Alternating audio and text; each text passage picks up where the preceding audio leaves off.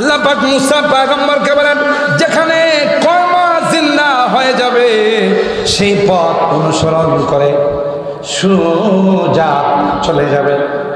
ওখানে আমার বান্দা খিজির শুয়ে আছে, তাকে আপনি দরখাস্ত করবেন, হাল আত্তাবিউকা আলা আন তুআল্লিমানি মিম্মা উল্লিমতা রুশদা। হুজুর আপনার মাদ্রাসায় ভর্তি দিয়েছে, আল্লাহ বাড়াইছে।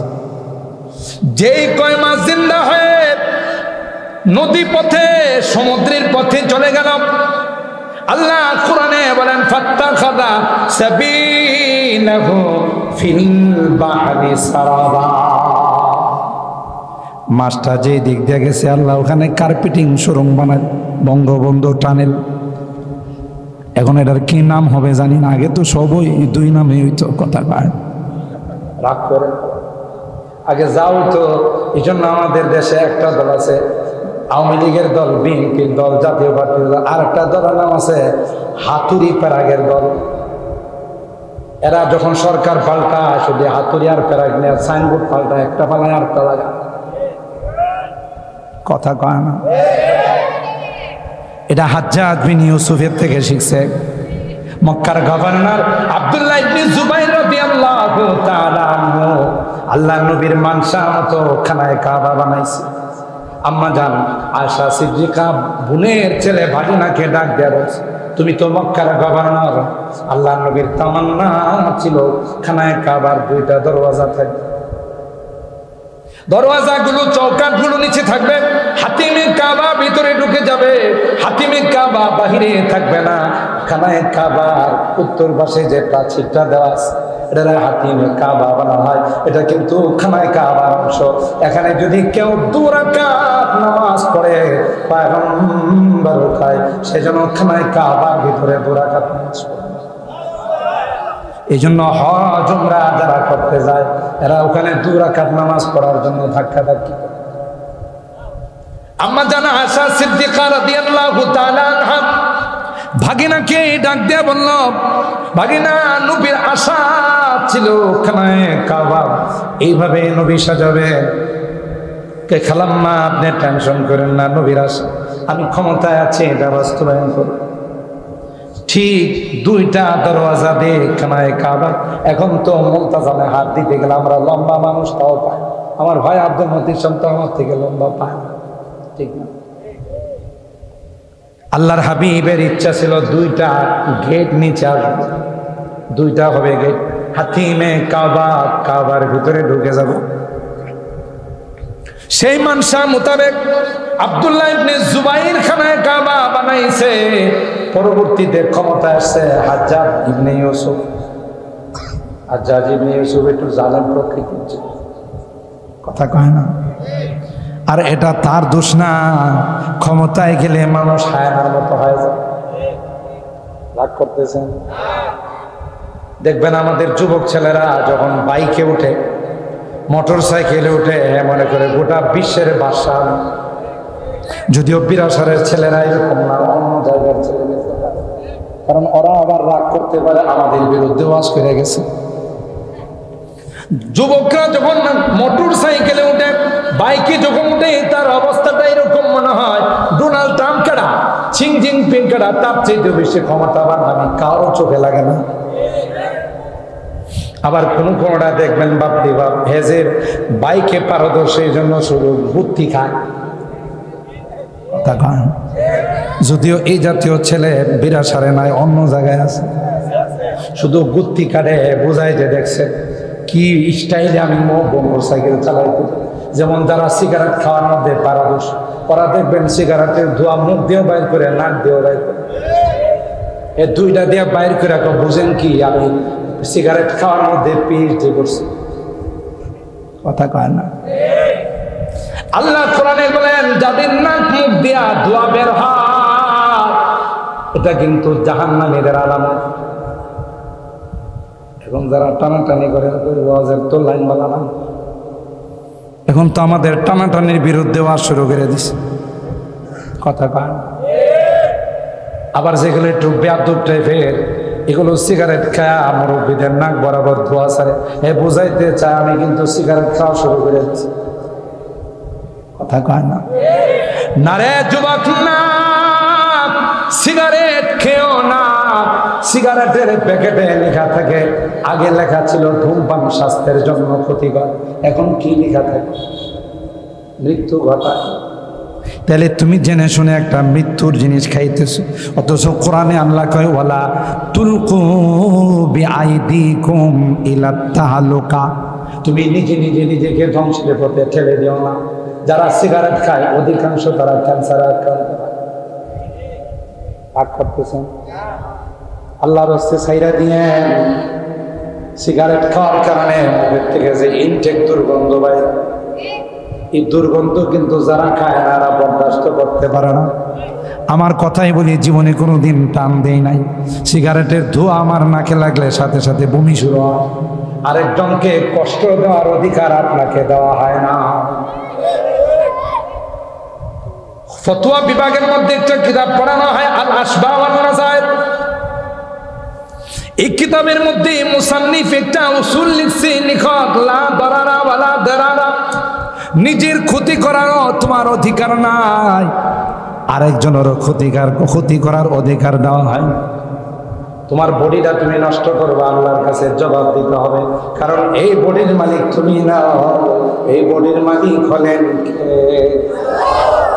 ये अमानत चंद रोजे नज़्द माँ, ये अमानत चंद रोजे नज़्द माँ, दर हकीकत मालिक हर शै खुदा। এই জন্য তো মানুষের কোনো অঙ্গ বিক্রি করা যায় না। আলামায়ে কেরামদেরকে মুফতি মোবারকুল্লাহ সাহেবের জিজ্ঞাসা করে দেখি, ঢাকা থেকে মৌলভী আইছিল, কয়ে গেছে মানুষের অঙ্গ বিক্রি করা যায় না। আজাউল ইনসান মুহতারামা, আর এটা আপনি বিক্রি করবেন তো নিজের জিনিস বিক্রি করা যায়, আরেক বেড়ার জিনিস বিক্রি করা যায়। এই বডির মালিককে জোরে বলতে হবে কে? কবি বলতেছিলি আমানত চাঁদে রোজে নজদ মাস, দর হাকিকত মালিকে হর শৈ খুদা। আসলে মালিক কে? কিছুদিন ব্যবহারের অনুমতি দিয়েছেন, এতে কি আল্লাহ খুশি হবে না বেজার হবে? বিলাপ করতে গিয়ে মহিলারা এই জাতীয় কথা কয় না, কয় না। আপনি জানেন না আপনার এই সন্তানকে এই মুহূর্তে নেওয়ার দ্বারা এটার মধ্যে মঙ্গল, এই বাচ্চা আপনাকে ধরে ধরে টেনে টেনে আল্লাহ জান্নাতের মেহমান বানায় দিবে। আপনি সবর করেন, এই বাচ্চাটা বড় হয়ে এরশাদ সিকদারও হতে পারে। এরশাদ সিকদার বাংলাদেশের জনগণের বুজুর্গ আল্লাহ মানুষ ছিল না, কুখ্যাত খনি ছিল। এই বাচ্চাটা বড় হয়ে কালা জাহাঙ্গীর হইতে পারত, পিচ্ছে হান্নান হইতে পারত, টুকাই সুমন হতে পারত, হাত কাটা মাসুদ হতে পারত। কথা পায় না। এই বাচ্চাটা বড় হয়ে ওইসির মতো বদমাশ হতে পারত, ঠিক কিনা বলেন? এই জন্য আল্লাহ বলেন আমি যা ফাইসালা করি রাজি থেকেও এটার মধ্যে মঙ্গল। পরে বড় আব্বর মানুষের দুয়ারে দুয়ারে ঘুরতে আর কানতে যে আমার এই পোলাটা ডাকাত হয়ে গেছে, নেশা শুরু হয়ে গেছে, বদমাশ হয়ে গেছে, ঠিক না? আরেকটা কথা মাঝখানে বলে দিদি, একটু কথা চলে আসে, যারা যুবকরা বিয়ে শাদী করো নাই, করবা, অথবা যারা করছো বাচ্চা কাচ্চার জন্য আল্লাহর কাছে দোয়া করতেছ, কোনোদিন আল্লাহর কাছে এই কথা বলা যাবে না আল্লাহ আমার একটা বাচ্চা দাও, আমার একটা সন্তান, এই দোয়া জীবনও করা যাবে না। দোয়া করতে হবে আল্লাহ আমাকে ছেলে দাও আর মেয়ে দাও, একটা নেককার সন্তান। আর যদি দোয়া না করো, হ্যাঁ ডাকাতের সর্দার হবে, নেশাখোরদের সর্দার হবে, ঘুষখোরের সর্দার হবে। আর নেককার সন্তানের দোয়া করো, আল্লামা শায়েখ সাজিদুর রহমানের মতো বড় আলেম হবে, মুফতি মুবারকুল্লাহর মতো বড় আলেম হবে, আব্দুল কাদের জিলানীর মতো আলেম। ওয়াজ তো আপনারা শুনেনি, আমি কিছু বাস্তব কথা বলার চেষ্টা করি যেগুলো দরকার। এখন তো অনেকে ওয়াজ করে বিভিন্ন কোরআনের আয়াত দিয়ে বা বিভিন্ন ঘটনা বলে, জানার চেষ্টা করি কিছু কথা এমন বলা যে কথাগুলো বাস্তব জীবনে দরকার। কোন নবী আল্লাহর কাছে কাছে সন্তানের জন্য দোয়া করে নাই। কোরআনুল কারীমের সূরাতুল ফাতিহা থেকে নিয়ে সূরা নাস পর্যন্ত আপনি তিলাওয়াত করে দেখেন, কোন পয়গম্বর আল্লাহর কাছে বলেন না যে আমার সন্তান দাও, সন্তান দাও। সব নবীরা বলেন নেককার। হযরত ইব্রাহিম খলিলুল্লাহ দীর্ঘদিন পর্যন্ত সন্তান হয় না, মালিকের কাছে হাত তুলে কয় রব্বি হাবলি মিনাস সালিহিন। এ মালিক সন্তান নাই, এ মালিক সন্তান নাই, একটা নেককার সন্তান দিও রে, তোমার কাছে একটা সন্তান ভিক্ষা চা। মুসলিম মিল্লাতের রুহানি পিতা আমাদের শিখাই গেছে দোয়া কেমনে করবা। হযরত আদম আর হাওয়া আল্লাহর কাছে দোয়া করে, লা ইন আতাইতানা ওয়ালাদান সালিহা লানাকুনান্না মিনাস শাকিরিন। হযরত আদম আর হাওয়া বলেন, মালিক যদি আমাদেরকে একটি নেককার সন্তান দান করো, তাইলে তোমার দরবারে আমরা উভয়ে কৃতজ্ঞ থাকবো। সন্তান কইছে না, ওয়ালাদান সালিহান কইছে, নেককার সন্তান। হযরত জাকারিয়া মারইয়াম আলাইহিস সালামের কামরায় গিয়ে যখন দেখলো ছোট মেয়ে মারইয়াম, অনেক লম্বা ঘটনা, আমি শুধু টাচ দিয়ে যাচ্ছি। ছোট মেয়ে মারইয়াম তার ঘরের মধ্যে তার কামরার ভিতরে বেমৌসুম ফল, এখন কি বাজারে রূপালি আম আছে, সোনালি আম, ল্যাংড়া আম, কানা আম কোনটা আছে? বেমৌসুম। এখন যদি আব্দুল মতিন সাহেব আমার বড় ভাই, ওনার বাসায় গিয়ে যদি আপনি দেখেন রূপালি আম, আপনি আশ্চর্য জিজ্ঞাসা করবেন, ভাই আচ্ছা আঙ্কেল এই আম আপনি পাইলেন কই? এখন তো এই আমের মৌসুম পায় না। হযরত জাকারিয়া পয়গম্বর মারইয়াম আলাইহিস সালামের খালু মসজিদে আকসার ওই কামরার মধ্যে গিয়ে দেখে মারইয়ামের কামরায় বেমৌসুম ফলে পরিপূর্ণ। সুবহানাল্লাহ। হযরত জাকারিয়া বলেন, আন্না লাকি হাযা, এ মারইয়াম, এ মা, এই ফলের মৌসুম দেখুন নাই মা, ফল তুমি পাইলা কোথায়? দেখেন ছোট্ট মেয়ে কি সুন্দর জবাব। একটা বাক্য আছে যে পাখি উড়াল দেয় বাসা থেকে চেনা যায়, ঠিক কিনা বলে? যে পাখি উড়াল দেয় বাসার থেকে চেনা। হযরত মারইয়ামের মাধ্যমে আল্লাহ ঈসা রূহুল্লাহকে বাবা বিহীন শুধু মা দিয়ে দুনিয়াতে পাঠাইবেন। তাই আল্লাহ মারইয়ামকে তার বংশটাকে সুন্দর করে বাছাই করেছেন। সুবহানাল্লাহ। এ মা মারইয়াম, এই ফল কোন জায়গা থেকে আসলো রে মা? মারইয়াম কি জবাব দেয় শুনেন, ক্বালাত হুয়া মিন ইনদিল্লাহ। কেন খেলো? এটা তো আমার আল্লাহর কাছ থেকে আসছে। সুবহানাল্লাহ। কোন আর আমার আল্লাহর জন্য কি কোনো মৌসুম লাগে? কথা কয় না, মৌসুম লাগে না? না, কোনো মৌসুমের আর দরকার, কোনো মৌসুম লাগে না। মালিক যখন ইচ্ছা তখনই দিতে পারেন, ঠিক কিনা বলেন? আমার আল্লাহর ক্ষমতা আছে না নাই? কাদেরে কুদরতদারি হারচে খাহি আকুনি, কাদেরে কুদরতদারি হারচে খাহি আকুনি, জিন্দারা মুর্দা খুনি মুর্দারা জিন্দা খুনি। জিন্দারে মুর্দা করেন কি? মুর্দারে জিন্দা করেন কি? এই ক্ষমতা আমার আল্লাহর আছে না নাই? মুসা নবীরে আল্লাহ বললেন, খিজিরের কাছে যাও, ওখানে গিয়ে তুমি লেখাপড়া। মুসা আলাইহিস সালাম বললেন, মালিক কোথায় গিয়ে ওনাকে পাবো? বলেন মাজমাল বাহরাইন, দুই সমুদ্রের কেন্দ্রস্থলে, মিলনস্থলে গিয়ে দেখবা তিনি শুয়ে রয়েছে। আল্লাহ যাব কেমনি? সমুদ্রের ভিতরে কি যাওয়া যায়? ডুবুরিরা ছাড়া যাইতে পারে। ডুবুরিরও তো দুনিয়ার মেশিন লাগায়, অক্সিজেন লাগায় ওখানে যায়, সীমিত টাইম থাকতে পারে, উপরে আসতে হয়। আল্লাহ মুসা পয়গম্বরকে বললেন, একটা কয় মাছ বোনা করে ব্যাগে করে নিয়ে যাব, সমুদ্রের পাড়ে দেওয়া হয়, যেখানে কয় মাছটা জিন্দা হয়ে যাবে তার পথ অনুসরণ করে যাবা, ওখানে তিনি শুয়ে আছেন। সুবহানাল্লাহ কালকে করেন, সমস্যা নাই। ব্রাহ্মণবাড়িয়ার মানুষের সুবহানাল্লাহ তা আসতে হয় নাকি? বাংলাদেশের যেখানে যায় জিজ্ঞাসা করে হোম ডিস্ট্রিক্ট কোথায়, বলি ব্রাহ্মণবাড়ি, চমকায় ওঠে ব্রাহ্মণবাড়ি।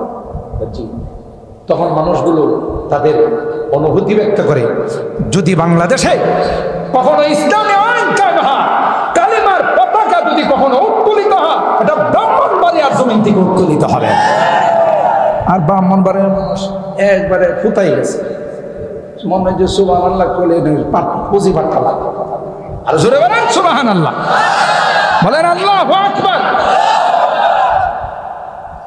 গোটা বাংলাদেশ ব্রাহ্মণবাড়িয়ার জমিনকে বলে এটা হলো সবচেয়ে উর্বর জমিন, কারণ ব্রাহ্মণবাড়িয়ার মানুষ ফতোয়া বিরোধী আন্দোলনে শাহাদাত বরণ করতে জানে। ব্রাহ্মণবাড়িয়ার মানুষ কাদিয়ানীর বিরুদ্ধে আন্দোলন করতে গিয়ে তারা শাহাদাত বরণ করতে জানে। কথা বলেন ঠিক কিনা? তো আপনাদের আওয়াজ এরকম হবে। গোটা বাংলাদেশ ব্রাহ্মণবাড়িয়ার উলামায়ে কেরাম দখল করে আছে। তারা জানেন যেখানে যাবেন, আমি তো আলহামদুলিল্লাহ বাংলাদেশের এমন কোনো ডিস্ট্রিক্ট নাই আমি নালা কথা, যেহেতু ঢাকাতে রাজধানীতে বহুদিন যাবৎ 20 বছর 25 বছর যাবৎ আছে, গোটা বাংলাদেশে যাইতে হয়। গতকাল প্রোগ্রাম করে আসছি সে বরিশালের কাছে মাদারীপুর, কালকিনি এবং রাজৌর থানাতে 2টা প্রোগ্রাম করে আসছি। এর আগের দিন প্রোগ্রাম করে আসছি আরও অনেক দূরে। তো এভাবে প্রতিদিনই বাংলাদেশের বিভিন্ন ডিস্ট্রিক্টে যাওয়া হয়, টেকনাফ থেকে তেঁতুলিয়া, রূপসা থেকে পাটুরিয়া, সবখানে যাওয়া হয়। তো কথাবার্তার এক পর্যায়ে যখন আমি জিজ্ঞাসা জানতে পারি আপনার বাড়িটা কোথায়, জন্মস্থান কোথায়, তখন আমি বলি, গর্ব করে বলি আমার জন্ম হলো শহীদ বাড়ি। কোথায়? যেই জমিনের মাটিতে ফখরে বাঙ্গাল শুয়ে আছে। কথা বলেন, যেই জমিনের মাটিতে রাইসুল মুফাসসিরিন শুয়ে আছে, ঠিক কিনা বলেন? যেই জমিনের মাটিতে মুফতি আজম মুফতি নুরুল্লাহ শুয়ে আছে, যেই জমিনের মাটিতে আল্লামা রহমতুল্লাহ রাহিমাহুল্লাহ শুয়ে আছে, ঠিক কিনা বলেন? হাজারো উলামায়ে কেরাম এই জমিনে। এই জন্যই তো এই জমিনের মাটি বড় উর্বর। বাংলাদেশের যে কোনো জায়গা পোস্টারে দেখবেন যে প্রধান বক্তা, যদিও ঠিকানা নারায়ণগঞ্জ, ঢাকা, গাজীপুর, কিন্তু ওদের খুসা দিলে দেখা যাবে যে গোড়াটা ব্রাহ্মণবাড়ি। কথা পায় না মানুষ। আমার 2-1 সিলেটের শায়েখ প্রশ্ন করে, বুঝলাম যত বক্তা সব ব্রাহ্মণবাড়ি, কারণ কি? যত বক্তা টান দিলে দেখা যায় আমরা ঠিকানা দিই ঢাকা, ঠিকানা দিই অমুক জায়গায় নরসিংদী, ঠিকানা দিই অমুক জায়গায়, কিন্তু গোড়াটা দিলে দেখা যায় এদের গোড়া ব্রাহ্মণবাড়িয়া লিখে দিচ্ছে। সুবহানাল্লাহ কইবেন না? আল্লাহ আল্লাহ, কষ্ট হইতেছে আপনাদের? আবার রাগ করতেছেন না তো? 11:30টায় দোয়া করলে থাকবেন না চলে যাবেন? 12:30টায় দোয়া করলে থাকবেন, নামার ফালাই দিয়ে চলে যাবেন? আল্লাহ কবুল করেন, আমিন বলেন। কি বলতেছিলাম মনে আছে? কোন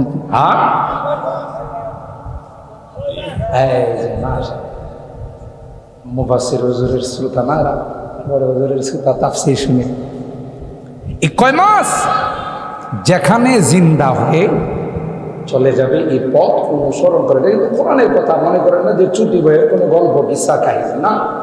সূরা কাহফের শেষে আল্লাহ ওয়াইল ক্বালা মূসা লিফাতাহু লা আবরাহু হাত্তা আবলুগা মাজমাআল বাহরাইনি আও আমদিয়া উকুবা। আল্লাহ পাক মুসা পয়গম্বরকে বলেন, যেখানে কওমা জিন্দা হয়ে যাবে সেই পথ অনুসরণ করে সোজা চলে যাবে। ওখানে আমার বান্দা খিজির শুয়ে আছে, তাকে আপনি দরখাস্ত করবেন, হাল আত্তাবিউকা আলা আন তুআল্লিমানি মিম্মা উল্লিমতা রুশদা। হুজুর আপনার মাদ্রাসায় ভর্তি দিয়েছে, আল্লাহ বাড়াইছে। যেই কয় মাস জিন্দা হয়ে নদী পথে সমুদ্রের পথে চলে গেল, আল্লাহ কোরআনে বলেন ফাত্তাখাযা সাবিনাহু ফিল বাহরি সারাবা। মাছটা যে দিক দিয়ে গেছে আল্লাহ ওখানে কার্পেটিং সুরঙ্গ বানায়, বঙ্গবন্ধু টানেল। এখন এটার কি নাম হবে জানি না, আগে তো সবই দুই নামে হইতো, কথা কয় রাগ করে আগে যাও তো। এই জন্য আমাদের দেশে একটা দল আছে আওয়ামী লীগের দল, বিএনপির দল, জাতীয় পার্টির দল, আর একটা দলের নাম আছে হাতুড়ি প্যারাগের দল। এরা যখন সরকার পাল্টায় শুধু হাতুড়ি আর প্যারাগ নিয়ে সাইনবোর্ড পাল্টায়, একটা পালায় আরেকটা লাগা, কথা কয় না। এটা হাজ্জাজ বিন ইউসুফের থেকে শিখছে। মক্কার গভর্নর আব্দুল্লাহ ইবনে জুবাইর রাদিয়াল্লাহু তাআলা আনহু আল্লাহর নবীর মানসা মতো খানায়ে কাবা বানাইছে। আম্মা জান আয়েশা সিদ্দিকা বোনের ছেলে ভাগিনাকে ডাক দেয়া বলছে, তুমি তো মক্কার গভর্নর, আল্লাহর নবীর তামান্না ছিল খানায়ে কাবার দুইটা দরওয়াজা থাকবে, দরওয়াজাগুলো চৌকাঠগুলো নিচে থাকবে, হাতিমে কাবা ভিতরে ঢুকে যাবে, হাতিমে কাবা বাহিরে থাকবে না। খানায়ে কাবার উত্তর পাশে যে প্রাচীরটা দেওয়া আছে এটা হাতিমে কাবা বানা হয়, এটা কিন্তু খানায়ে কাবার অংশ। এখানে যদি কেউ 2 রাকাত নামাজ পড়ে পয়গম্বর খায়, সেজন্য খানায়ে কাবার ভিতরে 2 রাকাত নামাজ পড়ে। এই জন্য হজ উমরা যারা করতে যায় এরা ওখানে 2 রাকাত নামাজ পড়ার জন্য ধাক্কা ধাক্কি। আম্মা জানা আয়েশা সিদ্দিকা রাদিয়াল্লাহু তাআলা আনহা ভাগিনাকে ডাক দিয়ে বলল, ভাগিনা নবীর আশা ছিল খানায়ে কাবা এইভাবে নবী সাজাবে। কে খালাম্মা আপনি টেনশন করেন না, নবীর আশা আমি ক্ষমতায় আছি এটা বাস্তবায়ন করব। ঠিক 2টা দরওয়াজা দিয়ে খানায়ে কাবা। এখন তো মুলতাজামে হাত দিতে গেলে আমরা লম্বা মানুষ তাও পাই, আমার ভাই আব্দুল মতিন সন্তান আমার থেকে লম্বা পায় না, ঠিক না? আল্লাহর হাবিবের ইচ্ছা ছিল 2টা গেট নিচে আসবে, 2টা হবে গেট, হাতিমে কাবা কাবার ভিতরে ঢুকে যাব। সেই মানসা মোতাবেক আব্দুল্লাহ ইবনে জুবাইর খানায়ে কাবা বানাইছে। পরবর্তীতে ক্ষমতা আসছে হাজ্জাজ ইবনে ইউসুফ। হাজ্জাজ ইবনে ইউসুফ একটু জালেম প্রকৃতির ছিল, কথা কয় না। আর এটা তার দোষ না, ক্ষমতায় গেলে মানুষ হায়নার মতো হয়ে যায়। রাগ করতেছেন? দেখবেন আমাদের যুবক ছেলেরা যখন বাইকে উঠে, মোটর সাইকেলে উঠে, মনে করে গোটা বিশ্বের বাদশা। যদিও বিরাসারের ছেলেরা এরকম না, অন্য জায়গার ছেলেরা, কারণ ওরা আবার রাগ করতে পারে, আমাদের বিরুদ্ধে ওয়াজ করে গেছে। যুবকরা যখন মোটর সাইকেলে উঠে, বাইকে যখন উঠে, তার অবস্থাটা এরকম মনে হয় ডোনাল্ড ট্রাম্প কেডা, ছিং জিনপিং কেডা, তার চেয়ে বেশি ক্ষমতাবান আমি কারো চোখে লাগে না। আবার কোনটা দেখবেন বাপরে বাপ হেজের বাইকে পারদর্শী, এই জন্য শুধু বুদ্ধি খায়। যদিও এই জাতীয় ছেলে বিরাসারে নাই, অন্য জায়গায় আছে, শুধু গুত্তি কাটে, বোঝায় যে দেখছে কি স্টাইলে আমি মোটর সাইকেল চালাই। যেমন যারা সিগারেট খাওয়ার মধ্যে পারদর্শী, ওরা দেখবেন সিগারেটের ধোঁয়া মুখ দিয়েও বাইর করে, নাক দিয়েও বাইর করে, এই 2টা দিয়ে বাইর করে বুঝেন কি আমি সিগারেট খাওয়ার মধ্যে পিএইচডি করছি, কথা কয় না। আল্লাহ কোরআনে বলেন যাদের নাক মুখ দিয়া ধোঁয়া বের হয় এটা কিন্তু জাহান্নামীদের আলামত। এবং যারা টানাটানি করে ওয়াজের তো লাইন বানালাম, এখন তো আমাদের টানাটানির বিরুদ্ধে ওয়াজ শুরু করে দিছে, কথা কয়। আবার যেগুলো একটু বেয়াদব টাইপের, এগুলো সিগারেট খায় মুরব্বীদের নাক বরাবর ধোয়া ছাড়ে, এ বুঝাইতে চায় আমি কিন্তু সিগারেট খাওয়া শুরু করে দিচ্ছি, কথা কয় না। না রে যুবক, না, সিগারেট খেও না। সিগারেটের প্যাকেটে লেখা থাকে, আগে লেখা ছিল ধূমপান স্বাস্থ্যের জন্য ক্ষতিকর, এখন কি লেখা থাকে? মৃত্যু ঘটায়। তাহলে তুমি জেনে শুনে একটা মৃত্যুর জিনিস খাইতেছো, অথচ কোরআনে আল্লাহ কয় ওয়ালা তুলকু বিআইদিকুম ইলা তাহালুকা, তুমি নিজে নিজে নিজেকে ধ্বংসের পথে ঠেলে দিও না। যারা সিগারেট খায় অধিকাংশ তারা ক্যান্সারে আক্রান্ত। পাক করতেছেন আল্লাহর রাস্তায় ছাইরা দিয়ে। সিগারেট খাওয়ার কারণে মুখের থেকে যে ইনটেক দুর্গন্ধ পায়, এই দুর্গন্ধ কিন্তু যারা খায় তারা বরদাস্ত করতে পারে না। আমার কথাই বলি, জীবনে কোনো দিন টান দেই নাই। সিগারেটের ধোঁয়া আমার নাকে লাগলে সাথে সাথে বমি শুরু হয়। আরেকজনকে কষ্ট দেওয়ার অধিকার আপনাকে দেওয়া হয় না। ফতোয়া বিভাগের মধ্যে একটা কিতাব পড়ানো হয়, আল আসবা ওয়ান নাযায়ের। এই কিতাবের মধ্যে মুসান্নিফ একটা উসুল লিখছে, লিখক লা দারারা ওয়ালা দারারা, নিজের ক্ষতি করার তোমার অধিকার নাই, আরেকজনেরও ক্ষতি করার অধিকার দেওয়া হয়। তোমার বডিটা তুমি নষ্ট করবে, আল্লাহর কাছে জবাব দিতে হবে, কারণ এই বডির মালিক তুমি না, এই বডির মালিক হলেন কে?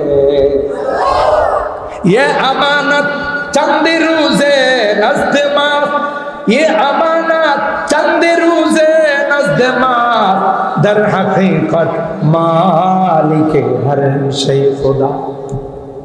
এই জন্য তো মানুষের কোনো অঙ্গ বিক্রি করা যায় না। আলামায়ে কেরামদেরকে মুফতি মোবারকুল্লাহ শাহ হুজুরে জিজ্ঞাসা করে দেখি, ঢাকা থেকে মৌলভী আইছিল, কয়ে গেছে মানুষের অঙ্গ বিক্রি করা যায় না।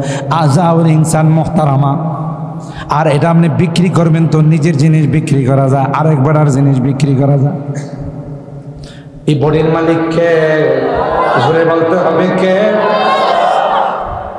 কবি বলতেছিলি আমানত চাঁদে রোজে নজদ মাস, দর হাকিকত মালিকে হর শৈ খুদা। আসলে মালিক কে? কিছুদিন ব্যবহারের অনুমতি দিয়েছেন, একটা সময় আসবে মুখ থেকে আল্লাহ সুব্বাত ফি আইনাইহিল আনকু ইয়াউমাল কিয়ামা, কেউ যদি কোনো বেগানা নারীর সৌন্দর্যের দিকে ইচ্ছা করে তাকায়, কিয়ামতের কঠিন ময়দানে আল্লাহ তার দুই চোখের মধ্যে সীসা গলাই দিবে। নাউজুবিল্লাহ, কালকে কয়েন।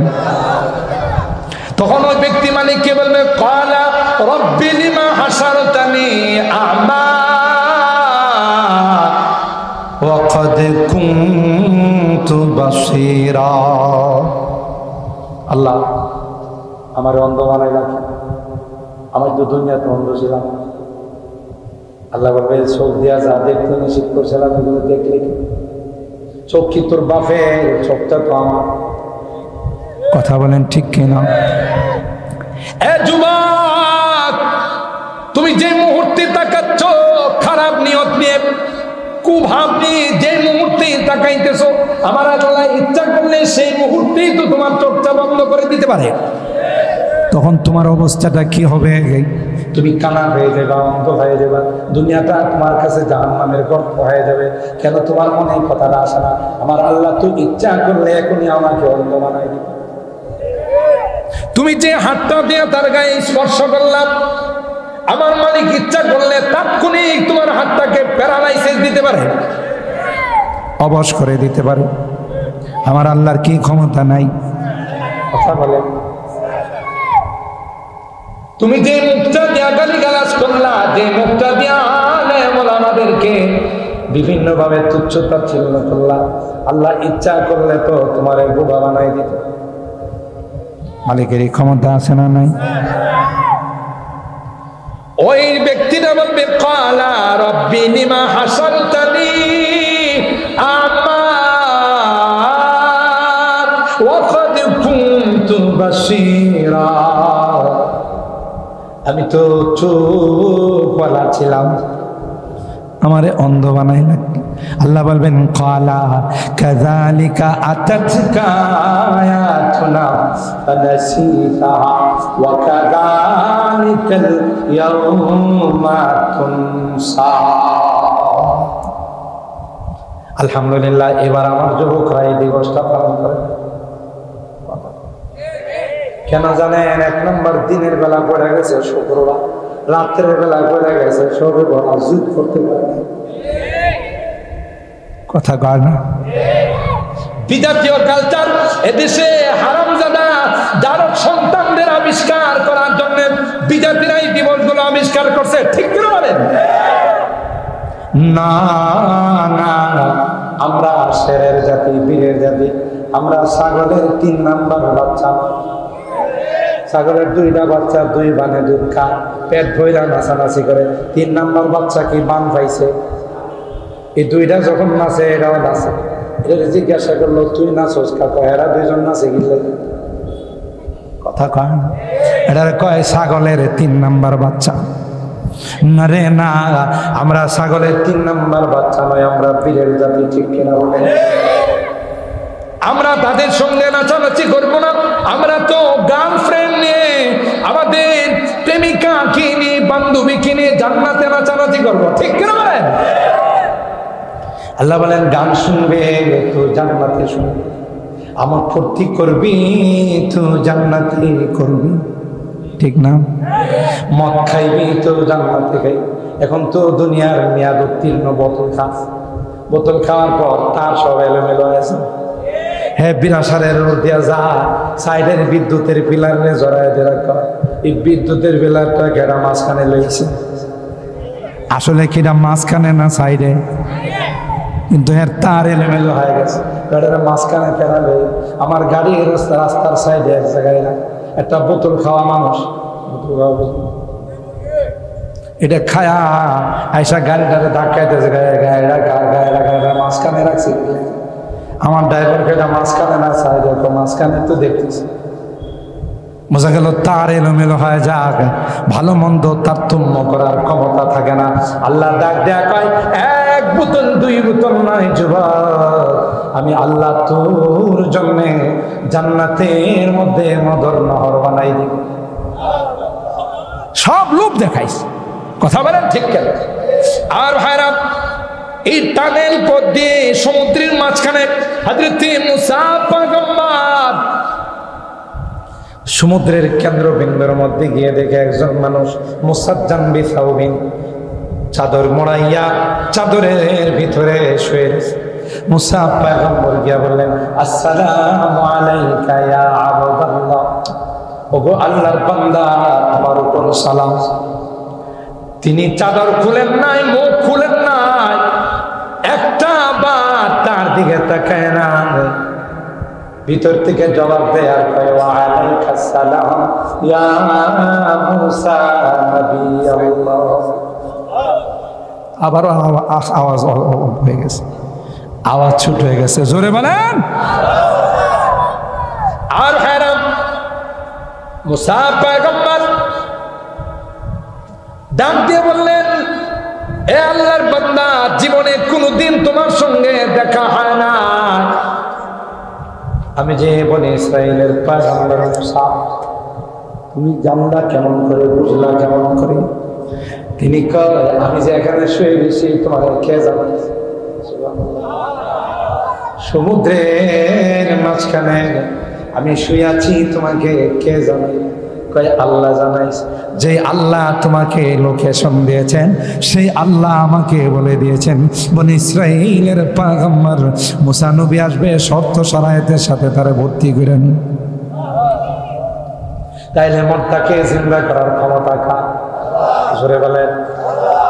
সুতরাং দুনিয়া থেকে চলে যাব, 40 কদম চলে আসার পর সাথে সাথে তার দেহের মধ্যে রূহ দিবেন কে? মৃত ব্যক্তির দেহের মধ্যে রূহ দিবেন 2 জন ইমিগ্রেশনের ফেরেশতা। আয়েশা বলবে মান রাব্বুকুম ওয়া দীনুকুম ওয়া মান হাযার রাজুলুল্লাযী বুইসা ফীকুম। 3টা প্রশ্নের উত্তর দেন, যেহেতু আপনি বর্ডার খরচ করে আসছেন, দুনিয়ার বর্ডার থেকে আপনি বর্জকের বর্ডার আসছেন। যারা আপনাদের মতো দিনদার পরহেজগার, যারা শবে বরাত পালন করে, রোজা রাখে, যারা 5 ওয়াক্ত নামাজ জামাতের সাথে আদায় করে, প্রশ্ন করতে দেরি হবে, জবাব দিতে দেরি হবে। রব্বি আল্লাহ, আমার রব বলেন আল্লাহ, আমার ধর্মের নাম হলো ইসলাম, আর যাকে দেখা যায় তিনি হলেন আমার প্যারা নবী, বিশ্ব নবী রহমতে আলম হযরত মুহাম্মদুর রাসূলুল্লাহ সাল্লাল্লাহু আলাইহি ওয়াসাল্লাম।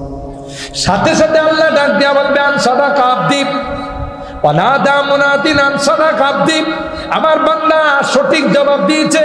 ফালবিসুহু মিনাল জান্নাহ ওয়া আফরিশুহু মিনাল জান্নাহ ওয়াফতাহু লাহু বাবান মিন আবওয়াবিল জান্নাহ।